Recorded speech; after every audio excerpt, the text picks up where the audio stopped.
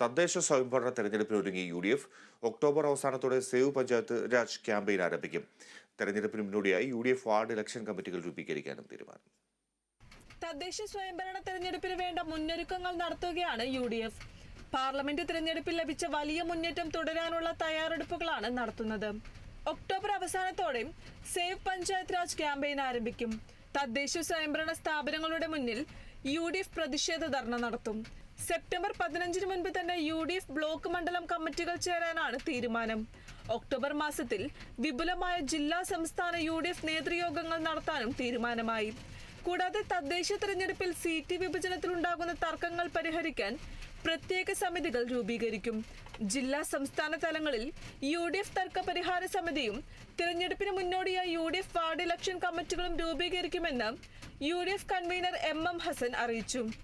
Kerala vision news, Thiruvananthapuram.